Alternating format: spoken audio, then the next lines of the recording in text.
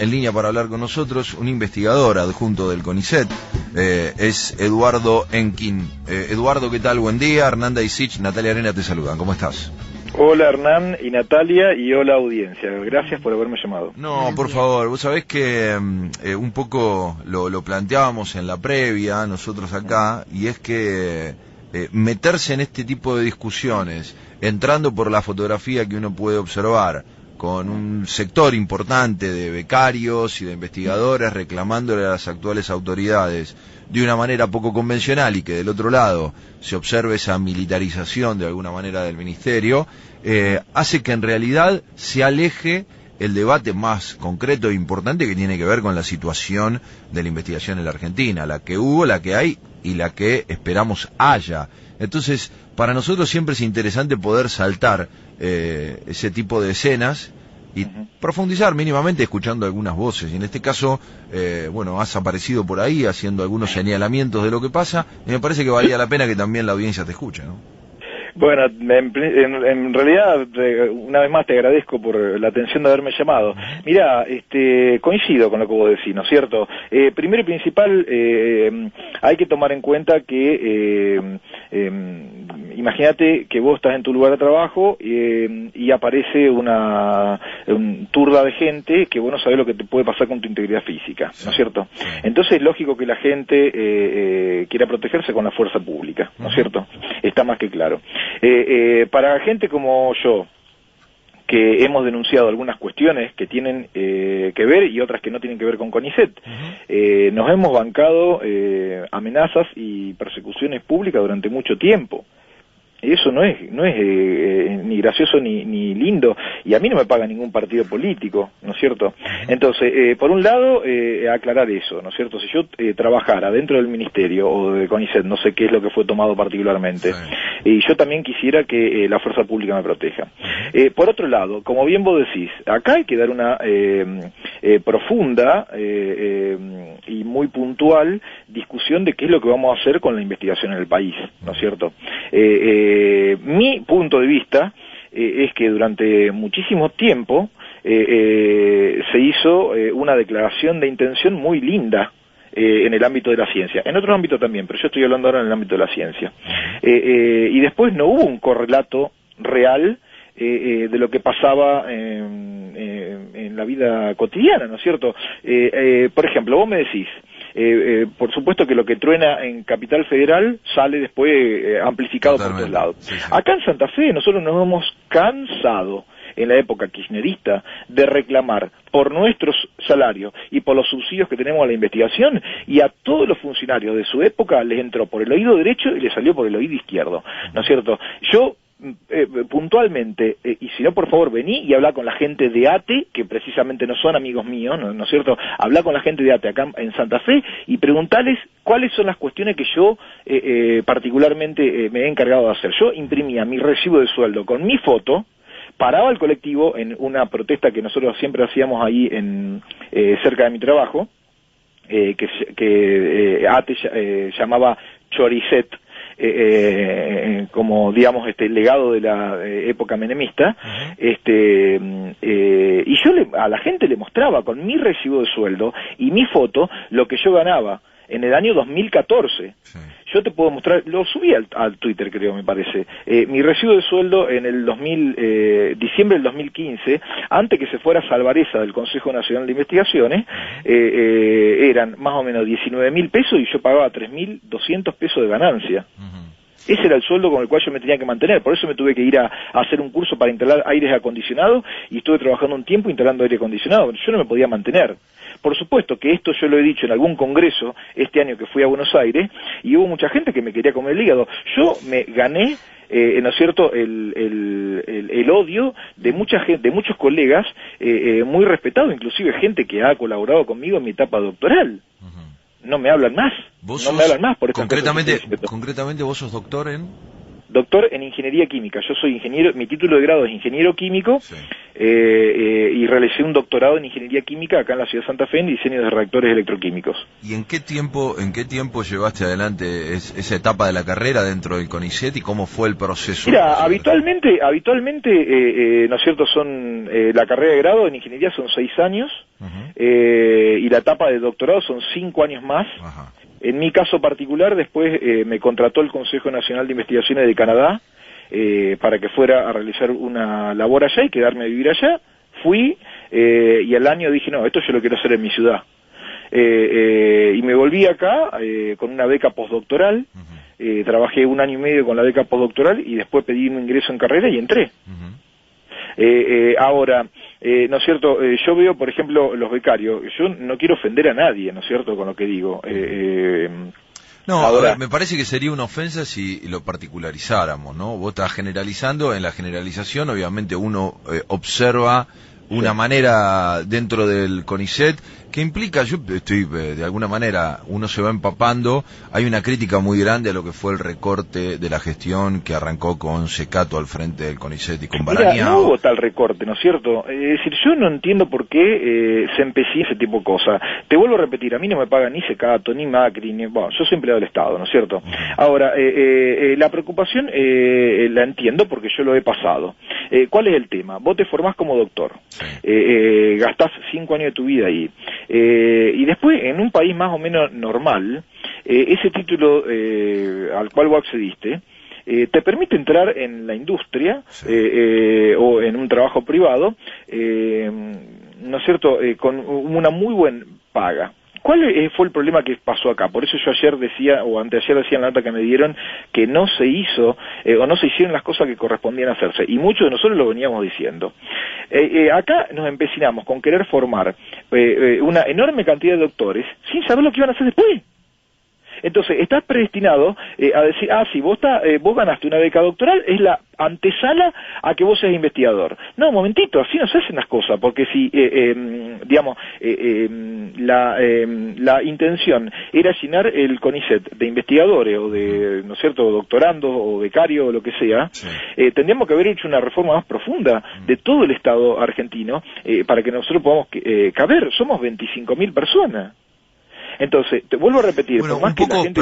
un poco lo que generó la discusión sobre finales del año pasado fue cuando las autoridades planteaban, bueno, necesitamos que esto no quede solamente en investigación, que esos doctores, que esos profesionales en algún momento produzcan ese material transformador. ¿Y a vos qué te parece? Yo hice mi doctorado en diseño de reactores electroquímicos. Fui a trabajar a Canadá, me especialicé en el diseño de baterías de iones de litio. Estoy trabajando acá en ese tema. ¿Vos crees que una persona como yo puede estar 10 horas por día delante de la computadora sin hacer otra cosa que no sea paper? No, yo creo ¿A vos te parece eso? Aparte por lo que me estás diciendo y toda la discusión que genera lo que en la Argentina pasa con los yacimientos de litio y demás, y lo que implica a futuro las baterías de litio y las maneras las maneras de contenedores de energía y demás, yo imagino que lo que sería lógico es que vos te instales en una producción de algo que sea tangible para esa sociedad. Y que nos permita desembarcar en un futuro con ciertos privilegios, teniendo el conocimiento que vos tenés y el yacimiento que tiene la Argentina. Estamos totalmente de acuerdo. Entonces, a partir de este razonamiento, ¿no es cierto?, que ambos no nos conocemos, no sabemos ni quiénes somos. Vos me conocés la cara por foto, yo ni te conozco la cara, ¿no es cierto? No te hace nada. No te hace mal en esto básico. Entonces, a partir de esto, nos da para poder discutir cuál va a ser el plan que nos lleve a ese punto. Entonces, hay dos posiciones extremas.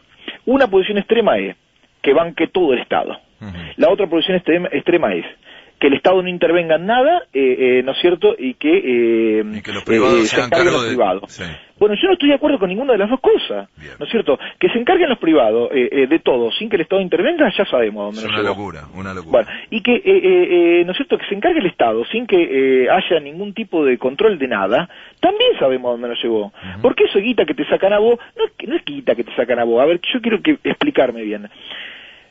Yo crecí siendo el miembro más chico de una familia, en donde mi mamá era maestra y mi papá profesor, de escuelas radiales, que para llegar a las escuelas tenían que meterse barro hasta la rodilla, ¿no es cierto? No vayan a creer que yo nací en cuna de oro, ni que soy amigo de Calcaterra, ¿no es cierto? Ni que soy un oligarca, porque yo ya me imagino las barbaridades que van a decir cuando escuchen esto, ¿no es cierto?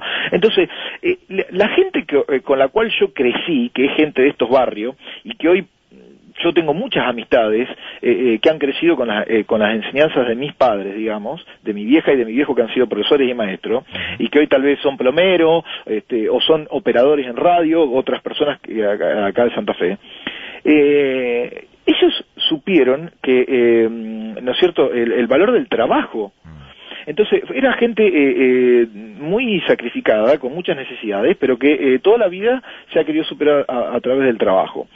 Hoy, hubo una desconexión total entre lo que es causa y consecuencia, ¿no es cierto?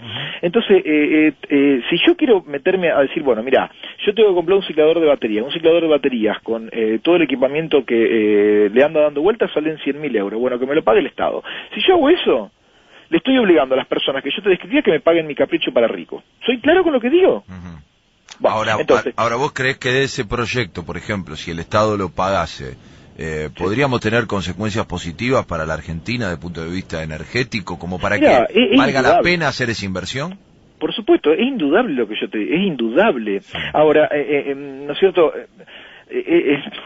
¿Cómo explicarlo, digamos? Mi responsabilidad como científico no puede estar desconectada de mi responsabilidad como ciudadano. Correcto.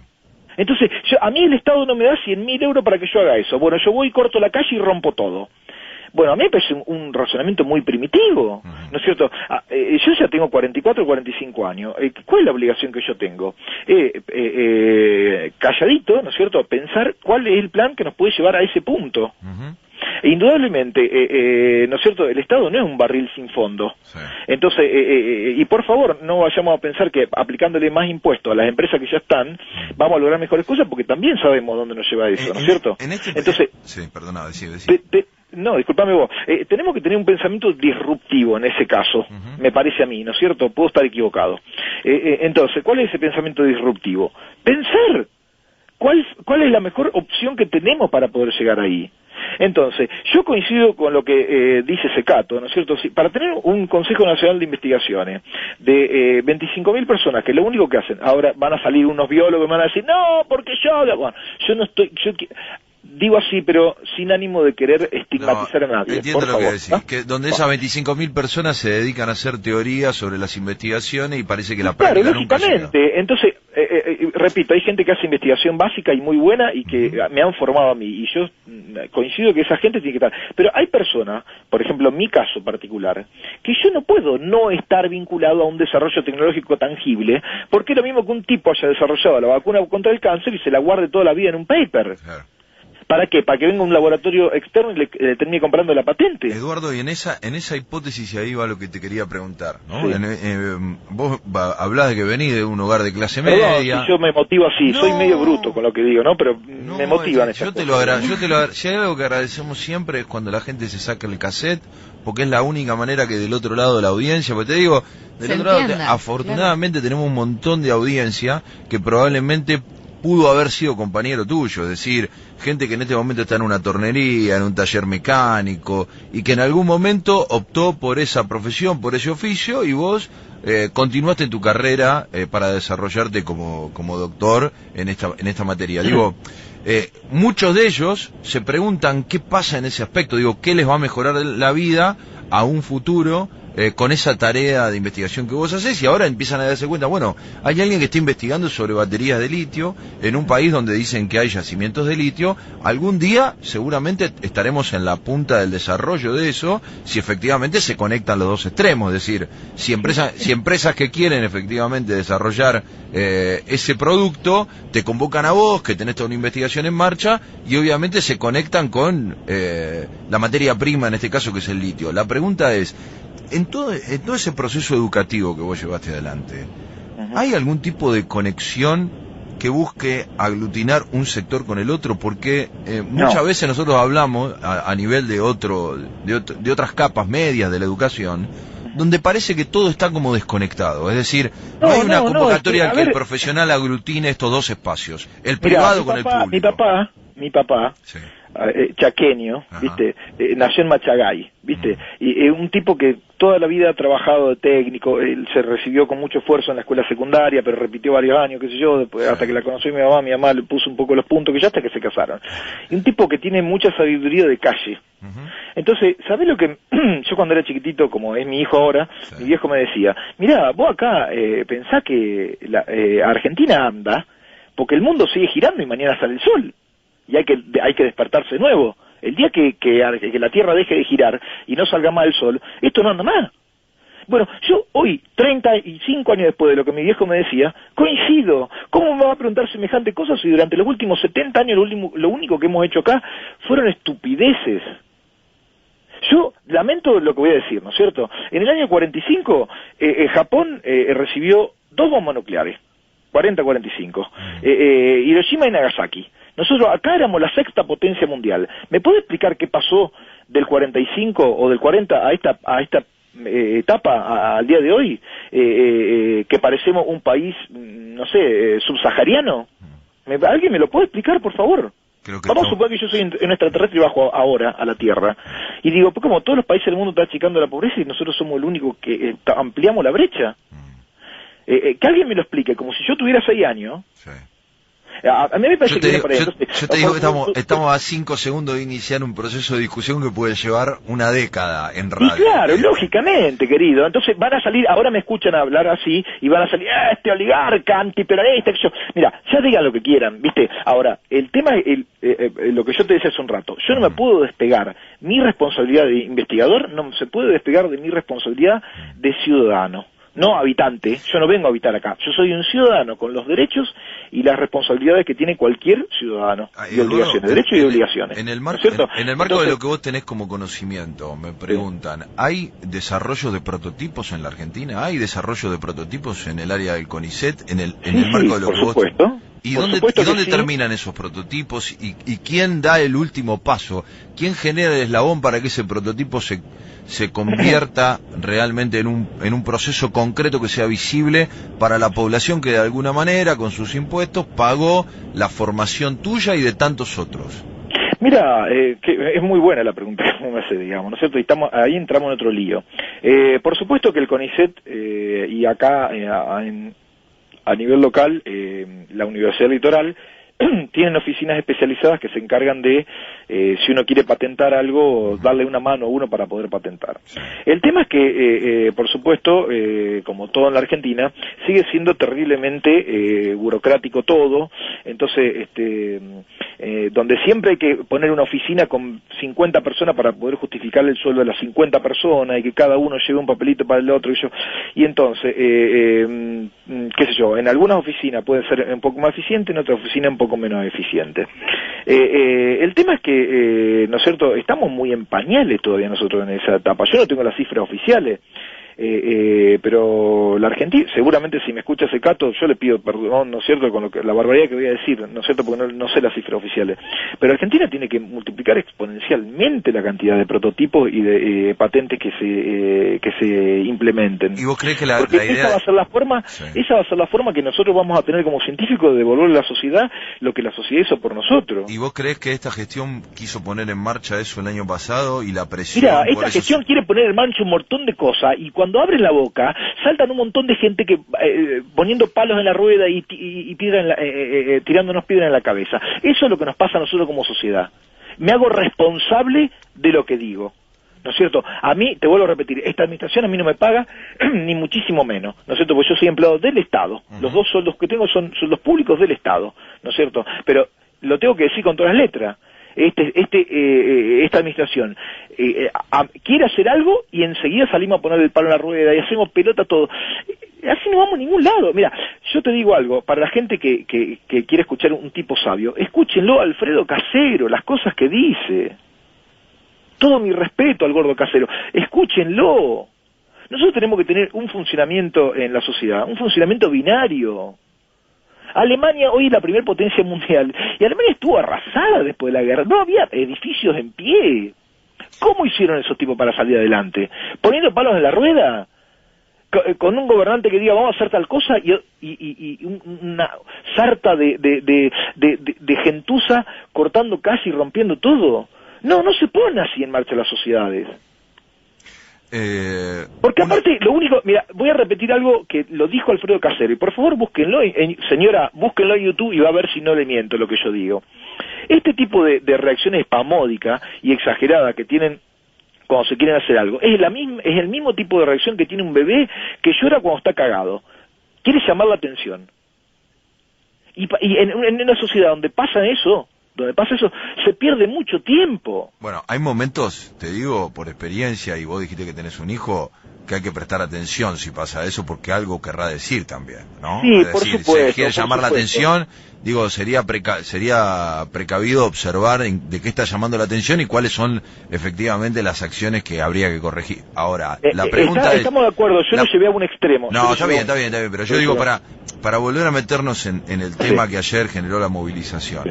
El año pasado se planteó, hay que frenar este ingreso masivo de becarios, porque lo único que restringen es tal vez ese otro punto que vos recién tocabas, es decir, no hay dinero para llevar adelante prototipos que en definitiva después se terminen convirtiendo en patentes, que terminen devolviéndole a la ciudadanía aquello que de alguna manera se invierte. ¿Vos sabés qué porcentaje, usted que escucha, sabe qué porcentaje de lo que usted aporta al Consejo Nacional de Investigaciones se va en sueldos? No, ni la menor idea. Arriba del 90 y pico %. Una vez más, pido disculpa, ¿no es cierto?, a algún funcionario que me esté escuchando, porque por ahí digo una barbaridad. Pero si no es un 90 y pico % debe ser un 89 largo. ¿A vos te parece que en un contexto como el que yo te estoy describiendo podemos plantear ingresos masivos? ¿No es cierto? Vos lo que decís es que el ingreso masivo queda bien con un sector, pero después no hay solución para que haya desarrollo. Adelante las investigaciones, claro. ¿Cómo hago yo para investigar? ¿Qué hacemos? ¿Le ponemos más impuesto a la cerealidad? Creo que ya eso ya anduvo. Entonces tenemos que tener un pensamiento binario, loco. 1, 0, 1, 0, 0, 0, 1, 0, y cada uno en la sociedad hacer la función que les corresponde hacer, hasta que todos nos pongamos en marcha. Eduardo, nosotros no tenemos idea de la crisis en la cual estamos viviendo. ¿Es difícil la carrera dentro del CONICET? ¿Es compleja? ¿Se dio compleja? Por supuesto que es difícil. Por supuesto que, técnicamente hablando, sí. Por supuesto que es difícil, porque son muchas horas, muchos meses, muchos años los que vos tenés que estar sentado estudiando, ¿no es cierto? Pero además es muy difícil. Eso, viste, técnicamente, porque acá no hay Einstein loco. A ver, viste que había un tarado que decía billetera mata galán. Bueno, yo digo actitud mata talento. Entonces, si vos tenés ganas, yo no tenía una silla para sentarme, y sin embargo me pude recibir de doctor, ¿no es cierto? Después me masajeaba la cola cuando me paraba. Tuve varias cirugías en mi etapa de doctorado y todo, y yo iba operado a trabajar igual, ¿no es cierto? Cuando hay gana, ¿no es cierto? Es lo mismo que cuando te gusta una mina. Te gusta una mina y vos tenés ganas de estar con la mina y vas a querer hacer lo imposible porque esa mina ande con vos. Es así, ¿no es cierto? Entonces, cuando hay gana, hay gana. Ahora, lo otro es lo que a mí me preocupa. Están diciendo recortes de presupuesto. Yo te acabo de decir que en el 2014-2015 yo lo tuve a Salvareza enfrente mío. Lo tengo grabado los videos, yo los compartí en Twitter. Se lo dije en la cara. Investigadores y todo el sistema científico perdimos desde el 2008 al 2015 el 50% de nuestro salario. ¿Por qué? Porque había una inflación mentirosa. Entonces, con los gremios cercanos al oficialismo arreglaban que la inflación que les aumentaban el 30, a nosotros nos aumentaban el 20, a los otros le aumentaban el 25, a nosotros nos aumentaban el 19, y así todo el tiempo. Nosotros con colegas locales hicimos el cálculo de que perdimos más o menos un 50% de nuestro salario. Se hicieron los estúpidos. Ninguno me contestó, ni Salvareza, ni el otro funcionario que estaba ahí adelante mío, me contestó cómo iban a hacer para recuperar eso. Y no fue Macri Basura usó la dictadura. Fue en el 2014. ¿Y este gobierno, gobierno les permitió recuperar? Disculpame, Hernán, disculpame que termino. Entonces yo pregunto, la gente esa que fue a protestar ayer a no sé dónde, ¿no es cierto? ¿Por qué no salió a defenderme a mí en el 2014, que me dejaron solo diciendo estas cosas, y después yo me tuve que aguantar las consecuencias que me aguanté? ¿Se entiende a dónde voy? Pero digo, No digo que ahora sean tomando no en digo cuenta... que sean culpables, quiero que me entiendan. No, está bien. ¿Cierto? Yo entiendo lo que decís y además entiendo desde dónde lo planteás, porque todo esto, digo, en parte lo que vos vas describiendo, uno recuerda haber hablado también, vos hacías mención a empleados de CTA, de ATE, hemos hablado nosotros con muchos que estaban dentro del INDEC, que planteaban algo de similares características. Cualquiera que se oponía o que presentaba cierta rispidez para esos planteos terminaba siendo relegado, terminaba siendo empujado por la patota, terminaba Pero por recibiendo supuesto, ataques. acá es un poquito más sutil. A mí nadie, porque hay un tarado ahí que sale diciendo, describí vos la cantidad de gente que echaban del CONICET.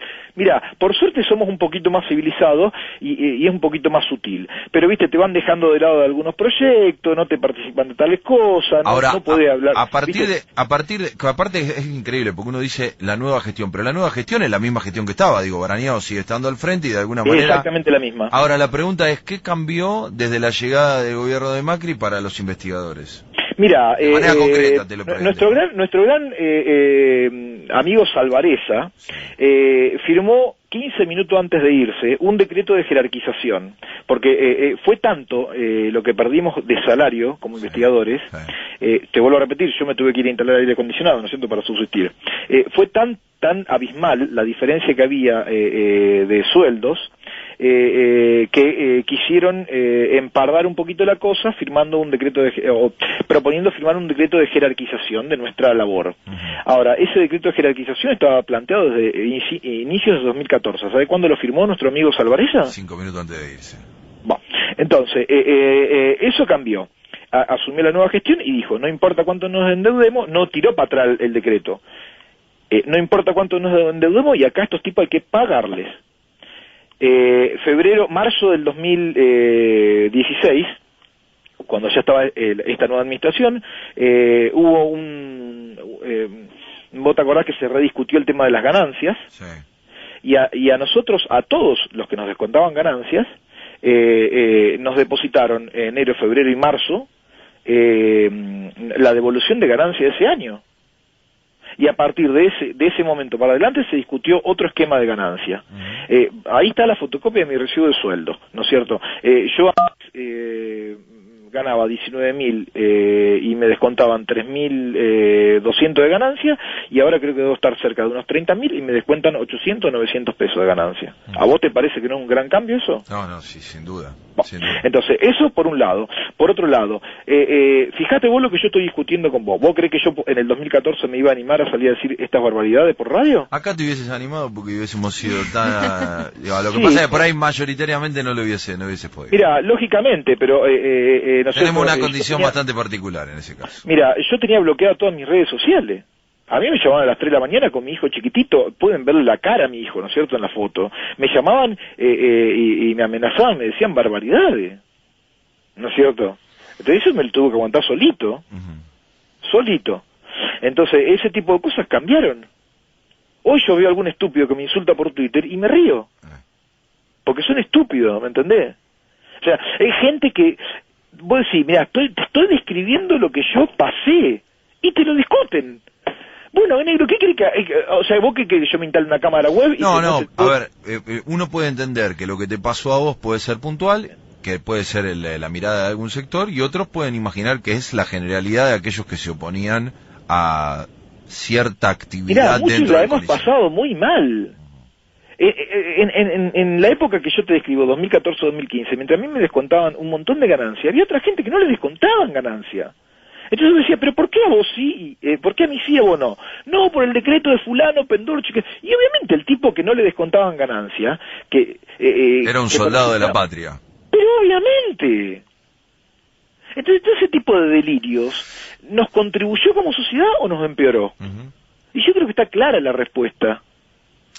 Eduardo, te agradecemos por la sinceridad, por la No, charla. le agradecido soy yo.